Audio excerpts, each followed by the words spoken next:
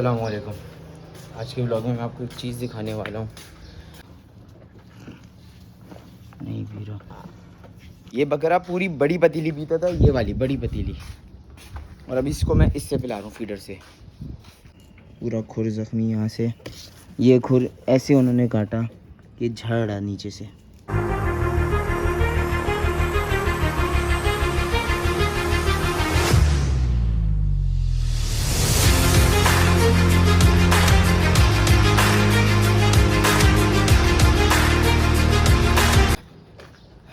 चीज़ क्या है, किसी की गलती की वजह से हमारा नुकसान हुआ है, बस वो दिखाना चाह रहा हूँ।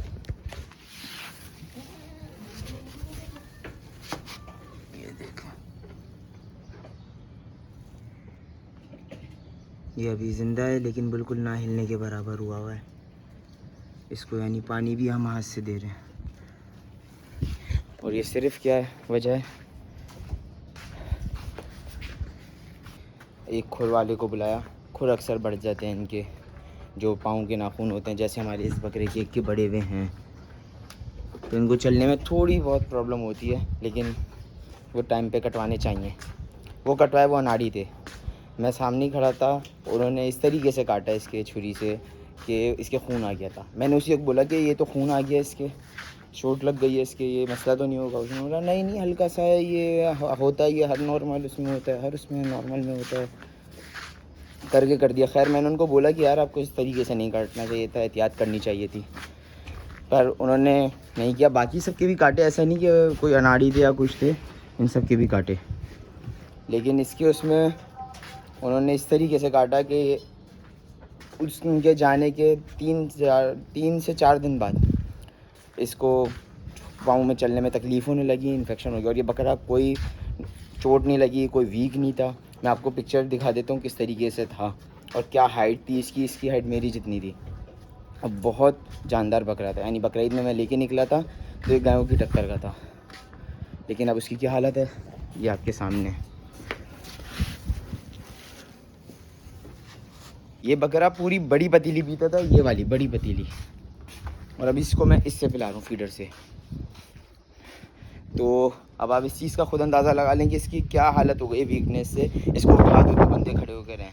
गर्मी इतनी शदीद है कि पसीना बाकायदा टपक रहा है, और ये बेचारा, मतलब क्या कह सकते हैं मैं उनकी लापरवाही को।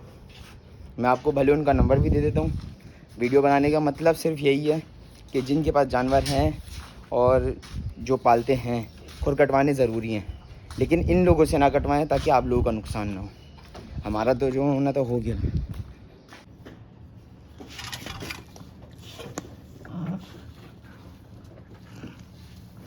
नहीं पी रहा।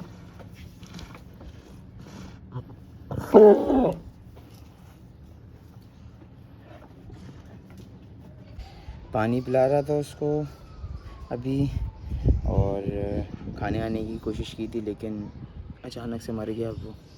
अब ये भी मरा है, मैं आपको दिखा देता हूँ।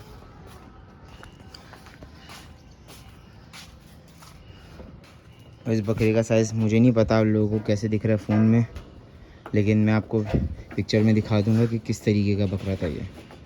क्या हाइट थी, क्या सेहत थी, सिर्फ एक वजह से खुर पे लगी है। खुर के बाद खाना पीना इसने छोड़ दिया बीमारी में। इसको दर्द से बुखार हो गया, वीकनेस हो गई। उसके बाद ड्रिप, ऐसा नहीं हमने कुछ नहीं किया, ड्रिप लगवाई है, सब कुछ किया, इसको इंजेक्शन रोज़ मिल रहे थे, लेकिन और ये खुर का जो मैं आपको बोल रहा हूँ, मैं दिखा भी देता हूँ।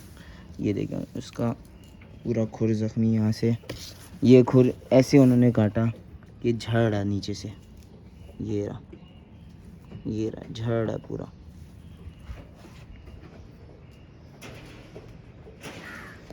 बस यही है कि ऐसे लोगों को ना बुलाएं जिनको काम नहीं आता।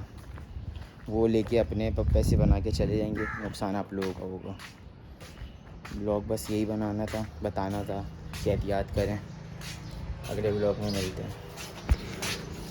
ब्लॉग देख लिया आपने पूरा, इस पे लाइक नहीं करें, मुझे नहीं चाहिए लाइक, कमेंट नहीं करें। हाँ, अगर शेयर अगर कर सकते हैं तो वो कर दें उन लोगों को जिनके पास बकरियां हैं, गायें हैं, और मतलब जिनको खुर कटवाने की ज़रूरत पड़ती है। और ये ज़रूरी चीज़ है, कटवाने पड़ते हैं, जैसे हमें अपने नाखून काटने पड़ते हैं, इनके खुर ज़रूरी हैं। तो इन लोगों से ना कटवाएं, मैं जो नंबर दे रहा हूँ नीचे, क्योंकि मैं नहीं चाहता जैसे हमारा नुकसान हुआ है आपका नुकसान हो, और नुकसान को और साइड कर दें अपना नुकसान। यार एक बेज़बान जानवर कितने तकलीफ़ में रहा है, कितनी फ़िट और हेल्दी जानवर कितनी अजियत में मरा है। हमने अपनी पूरी ड्रिप व्रिप हर चीज़ करी, हमने अपनी तरफ से पूरा इलाज कराया, ट्रीटमेंट कराया, लेकिन क्या करें। तो बेज़बान जानवर पे भी जुल्म है। तो आप भी अपना ख्याल रखें और कोशिश करें कि इन जैसे लोगों से काम ना करवाएं। अगले ब्लॉग में मिलते हैं। अल्लाह हाफ़िज़।